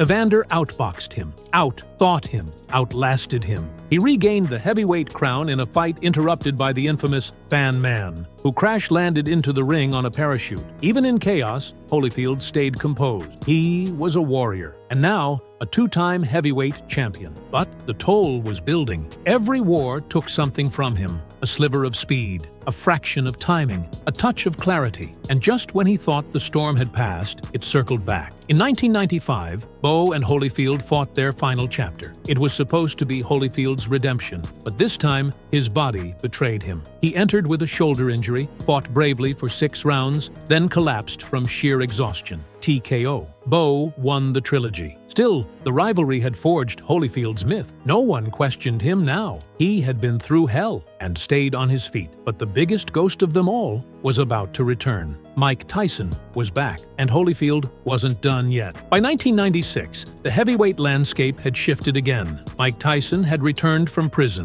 faster, stronger, angrier. He regained the WBA title in typical Tyson fashion. Brutal knockouts, early finishes. The public was ravenous, and the whispers returned. Tyson versus Holyfield. They were supposed to fight in 1991, but injuries, legal battles, and chaos delayed it. Now, 5 years later, the fight finally materialized. Most saw it as a sacrifice. Holyfield was 34, coming off health scares and wars. Tyson was 30 and knocking out everyone. The oddsmakers made Holyfield a 25-1 underdog, but Evander didn't believe in odds. He believed in faith, preparation, and pain tolerance. He entered that ring in November 1996 with calm eyes and a cold plan. From round 1, it was clear Tyson hadn't prepared for this version of Holyfield. He expected a scared fighter. Instead, he met a granite chin and relentless counters. Holyfield bullied him inside, pushed him back, clinched smartly, and made Tyson uncomfortable. In round 6,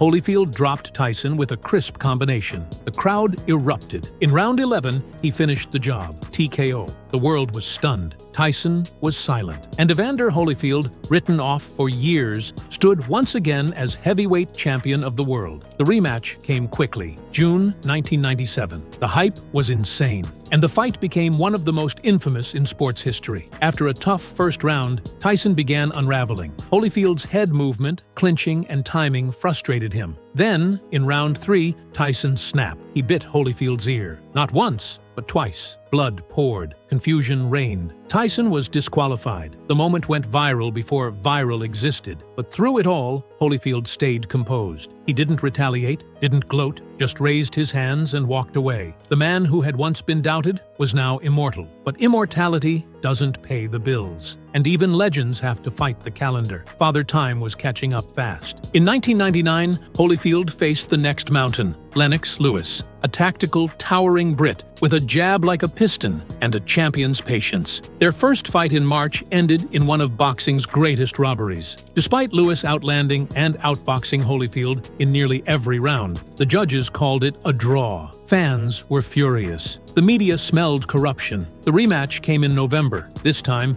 justice prevailed. Lewis boxed clean, fought smart, and took Holyfield's titles by unanimous decision. Holyfield didn't protest. He knew the truth. He had lost, but he had lost like a man. And in the process, he earned Lewis's respect and the crowd's. The new millennium wasn't kind. Holyfield's reflexes slowed. His timing wavered, but his heart still iron. He fought John Ruiz 3 times in strange, sluggish affairs. Won 1, lost 1, drew 1. Then came Hasim Rahman, Chris Bird, James Toney, names younger, faster, sharper. He was aging in real time, but he kept going. Not for legacy, for life. The money was drying up. Lavish spending, poor investments, bad business deals. He bought a 109-room mansion in Georgia, supported over 10 children, trusted too many people. By 2008, the mansion was foreclosed. Estimated career earnings of over $200 million gone. He was broke and still fighting. Holyfield's decline wasn't just physical, it was existential. A man who'd won it all was now scraping for paychecks. But still, he showed up, trained hard, fought clean, because that's what he always did. He had nothing left to prove. But the gloves stayed on, and the damage was only just beginning. By 2004,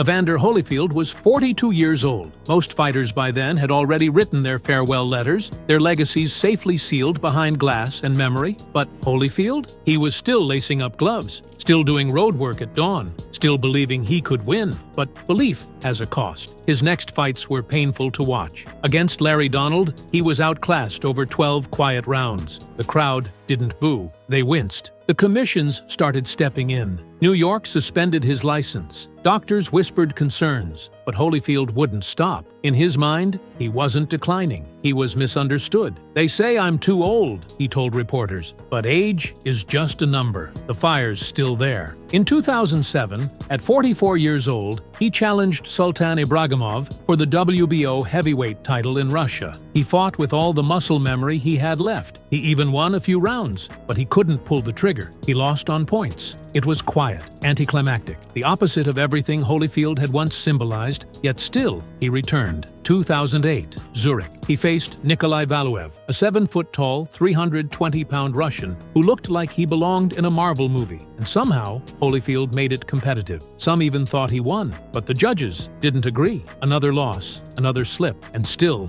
no retirement. Holyfield fought until 2011, his final pro fight at 48 years old against Brian Nielsen in Denmark. He won by TKO in round 10. It was quiet, almost surreal. No title, no network, no massive crowd, but it was his win, his way. He walked away with his hand raised. Still, he never officially retired. Because how does a warrior stop being a warrior? The gloves were off, but the silence that followed was deafening. And now, the battle wasn't with fists. It was with legacy. Retirement, unofficial or not, is never simple for a fighter. Especially not for one like Holyfield, who spent over 3 decades chasing respect, redemption, and righteousness. For most of his life, the roar of the crowd was his compass. Now, all he had was the echo. In the years that followed his last fight, Holyfield became a ghost in the boxing world, occasionally appearing at events, giving interviews, smiling for photos, but never quite there. The eyes had dimmed, the fire had faded, and the battles had left scars, deeper than even he would admit. The damage wasn't just physical, it was financial, emotional, spiritual. His mansion was gone, so were most of his earnings. Friends turned distant, business ventures failed. At one point, his house was auctioned to pay off over $10 million in debts. Divorce settlements piled up. Child support lawsuits hit the press. This was the man who once stood atop the world, now watching it from a distance. But Holyfield never lost his sense of purpose. Faith kept him anchored. He turned to Christianity more publicly. He spoke at churches, prisons, youth programs. He told his story not as a tragedy, but as a testimony. Still, he carried regret. In interviews, he admitted staying too long. He admitted trusting the wrong people. But what he never regretted, not once, was fighting. Fighting made me who I am, he said. It gave me everything, and it took everything, and I accept that. He eventually reconciled with Mike Tyson, not just publicly, but emotionally. The man who bit his ear, they became friends, appeared on shows together, smiled, hugged, laughed. Time, it seems, is the only opponent neither could defeat, and both finally respected. And when asked if he'd change anything, he always said the same thing. I did what I was born to do. The fighting was over, but what would the world remember? The titles or the toll? Evander Holyfield's legacy isn't neat. It's not wrapped in a perfect bow or celebrated with universal applause. But maybe that's the point, because Holyfield didn't live a storybook life. He lived a fighter's life. He's the only man to become undisputed cruiserweight and undisputed heavyweight champion, the only four-time heavyweight world champ. He fought and beat legends: Tyson, Foreman, Holmes, Bowe, Douglas, Moorer. He never ducked anyone. He never folded. His fights were wars. His chin was granite. His heart was biblical. And yet, when people talk about the greatest heavyweights of all time, his name sometimes gets left out. He doesn't have the myth of Ali, the fear of Tyson, or the poetry of Joe Louis. But Holyfield had something no one else did. He had consistency under fire. He was the underdog who kept winning, the smaller man who beat giants, the quiet kid who became king. His style wasn't flashy. It was effective. His footwork was subtle. His hands, always working. He could brawl, he could box. And when it got ugly, he never blinked. But more than all of that, Holyfield's greatness came from his will. The way he refused to give up. The way he kept coming forward. The way he honored his mother's words with every jab and slip and clinch. If you start something, you finish it. He started in the projects. He finished in the Hall of Fame. Today, younger fans may only know him from memes, from viral interviews, or old Tyson clips. But those who watched him know the truth. Holyfield was real. Holyfield was relentless. Holyfield was the real deal. In a sport defined by violence,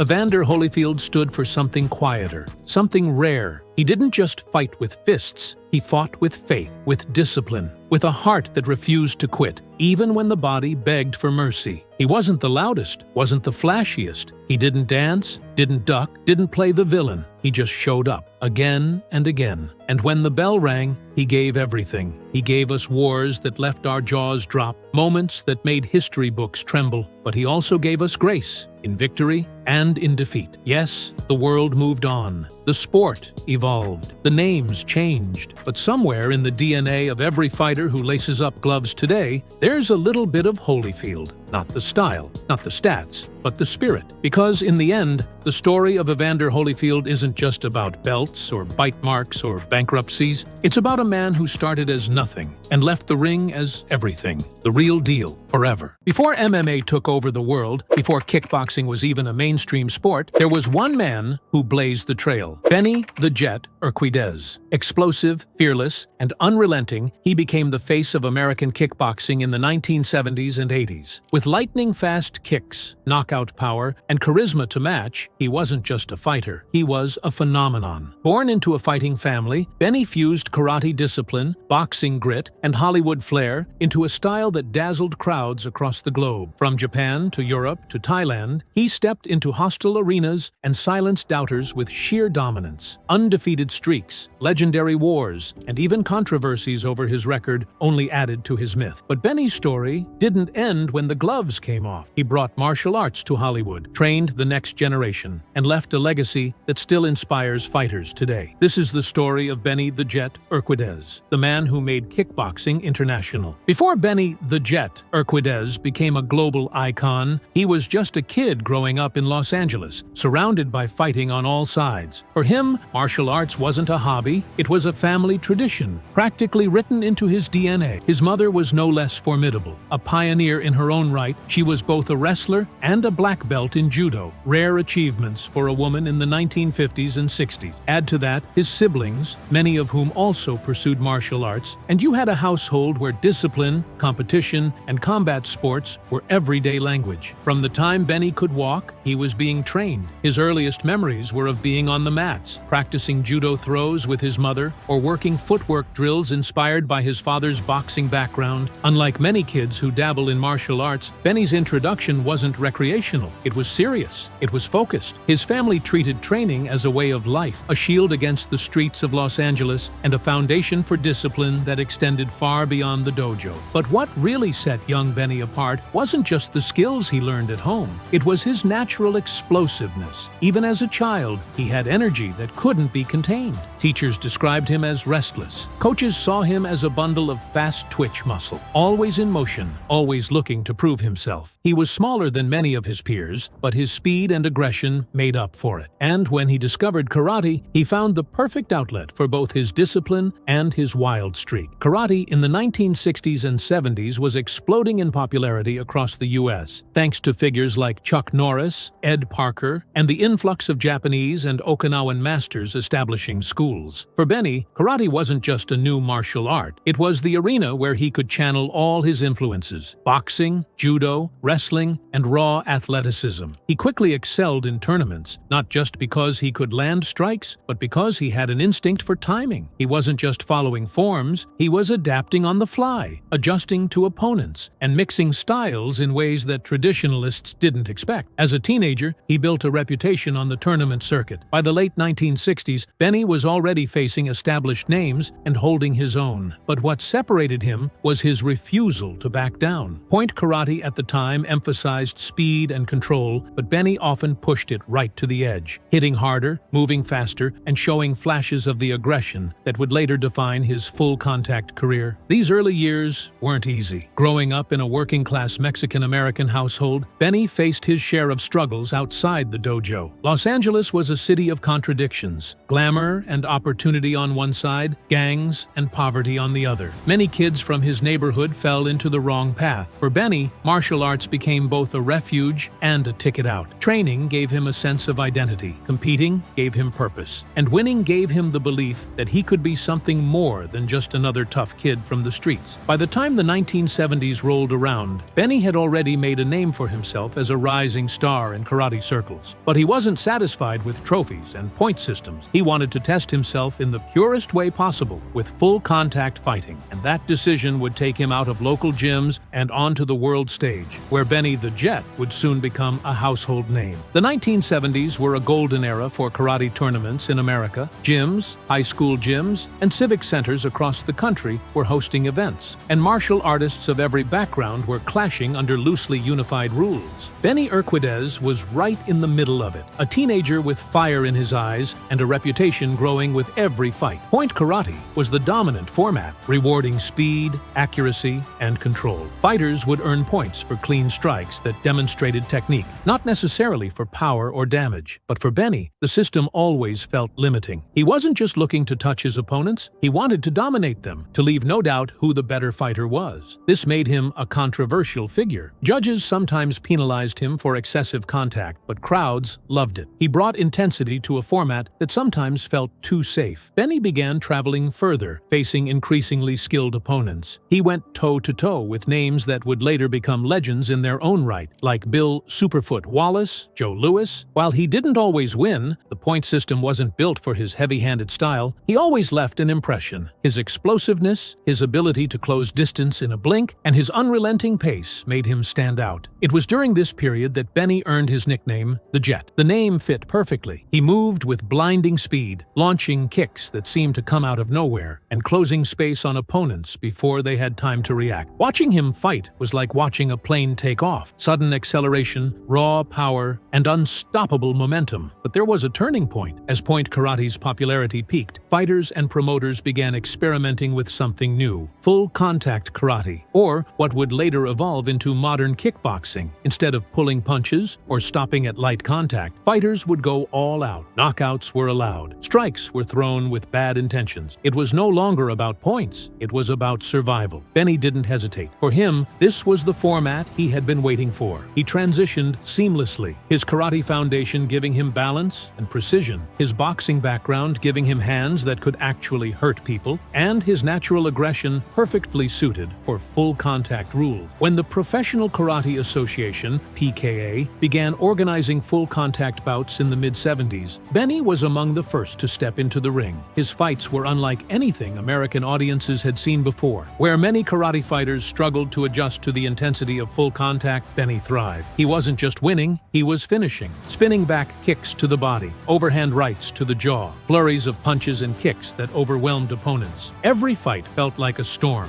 and Benny was the lightning in the middle of it. By the late 1970s, Urquidez had established himself as one of the most exciting and feared full-contact fighters in America. But his ambitions didn't stop there. While many of his peers were content to dominate U.S. circuits, Benny set his eyes overseas. He wanted to prove himself not just as an American champion, but as one of the best fighters on the planet. And that meant taking his style into the lion's den: Japan, Thailand, and beyond. By the time the 1970s closed, Benny the Jet Urquidez wasn't just a karate champion, he was becoming the face of a new sport. Kickboxing, still in its infancy, was searching for stars who could bring legitimacy, excitement, and a global following. Benny was all three. The transition from karate to kickboxing wasn't easy for everyone. Some fighters struggled with the longer rounds, the heavier contact, and the inclusion of boxing combinations. But Benny thrived. His father's boxing influence gave him crisp hands, his karate training gave him kicks few could anticipate, and his natural athleticism allowed him to fight with a pace most couldn't match. What made Benny unique was his ability to blend styles seamlessly. While many fighters leaned too heavily on either their karate or boxing, Benny combined both, creating a hybrid style that felt ahead of its time. He'd step in with fast jabs, pivot into spinning back kicks, and follow with flurries of hooks and body shots. He was unpredictable, dynamic, and aggressive. His fights became events. Crowds came not just to see who Benny was fighting, but to see what Benny would do. Would he land another knockout spinning kick? Would he overwhelm another opponent with relentless combinations? Every fight felt like a spectacle, and Benny embraced the spotlight. But it wasn't just about showmanship. Benny was racking up wins, a lot of them. His undefeated streak became a talking point, as did his ability to fight across multiple weight classes. He wasn't content to dominate a single division. He wanted to prove he could beat anyone, anywhere, regardless of size. It was during this time that promoters began sending Benny overseas. Japan, in particular, became a key battleground. Japanese audiences, who had already embraced martial arts legends like Mas Oyama and were obsessed with the purity of combat, were skeptical of American fighters. Many believed the U.S. lacked the discipline and technical mastery of Japanese karateka. Benny proved them wrong. His first fights in Japan stunned audiences, not just because he won, but because he did it decisively, often against fighters who were considered national heroes. These international clashes helped transform Benny from an American star into a global one. He was no longer just a karate kid from Los Angeles. He was now a martial artist who carried American kickboxing into the international spotlight, forcing fans and critics alike to acknowledge that the sport had a new face, and it belonged to the Jet. By the early 1980s, Benny Urquidez wasn't just fighting for himself anymore. He was fighting for the legitimacy of an entire sport. Every win was a statement, every knockout a declaration.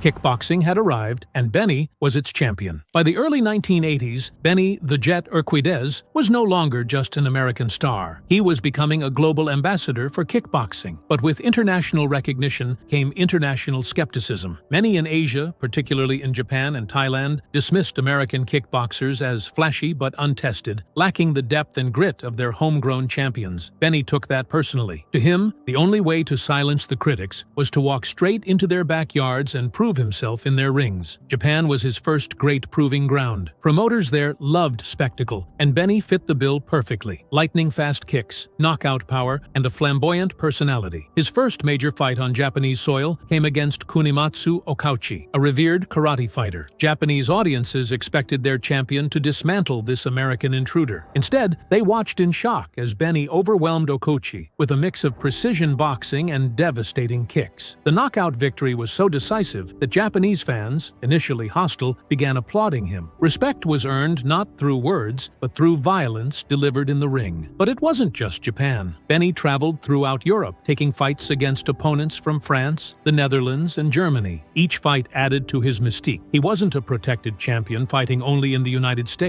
He was a globe-trotting warrior, willing to face whoever was put in front of him, no matter the rule set or country. This attitude separated him from many American fighters of the time, who were content to dominate domestic circuits. Then came Thailand, the birthplace of Muay Thai, and arguably the most brutal striking culture in the world. To Thais, kickboxing without knees and elbows wasn't real fighting. Benny knew stepping into their world was dangerous. Thai fighters were conditioned from childhood, hardened by countless stadium bouts, and bred in a culture that lived and breathed Muay Thai. Still, Benny didn't back down. In Bangkok, he faced some of the toughest challenges of his career. The rule sets were different, the atmosphere hostile, and the opponents relentless. These weren't point karate fighters or Western kickboxers. They were Muay Thai warriors who could absorb punishment and fire back with bone-crushing counters. Benny's willingness to step into their arena, to fight under their rules, earned him something more valuable than wins: respect. Even in defeat, he showed courage. Even in victory, he remained humble. These international clashes elevated Benny's reputation. He was no longer just the Jet, a flashy nickname from the American circuit. He had become a true martial arts ambassador. Japanese magazines wrote about him. Thai newspapers debated him. European promoters clamored for his appearances. He had become a symbol of cross-cultural competition, a fighter who proved that martial arts was a universal language. And through it all, Benny kept winning, or at least he kept surviving. By the mid-1980s, he had fought in nearly every corner of the globe, piling up victories, titles, and a growing mythos. But with his fame came scrutiny, and soon, debates over his undefeated record and the legitimacy of his opponents would swirl into one of the most enduring controversies of his career. One of the most fascinating aspects of Benny Urquidez's career is his record, or rather, the controversy around it. For years, promoters and fans alike touted his undefeated streak, often cited as 49-0, with numerous world titles across different weight classes. On paper, it was the kind of record that put him alongside boxing icons like Rocky Marciano or Floyd Mayweather. But unlike boxing, kickboxing in the 1970s and 80s was chaotic, fragmented, and inconsistent when it came to record-keeping. There were multiple sanctioning bodies, each with their own rules. Some fights were classified as exhibitions in one country, but considered official in another. Weight classes weren't always standardized, and depending on the promoter, a bout might be reported differently in different regions. As a result, Benny's record became a subject of constant debate. Critics argued that not all of his opponents were world-class. Others pointed to disputed results in Japan and Thailand, where local rule sets muddied the waters. The most famous controversy surrounded a bout in Thailand, where some sources claimed Benny lost to a Muay Thai fighter under modified rules. Urquidez himself disputed the result, stating that the match had been labeled an exhibition and shouldn't count on his record. His defenders argued that even if you discounted certain fights, his dominance was still undeniable. After all, this was a man who fought across 5 different weight classes, from lightweight to light heavyweight, and held titles in nearly all of them. But here's the truth: controversy only added to his legend.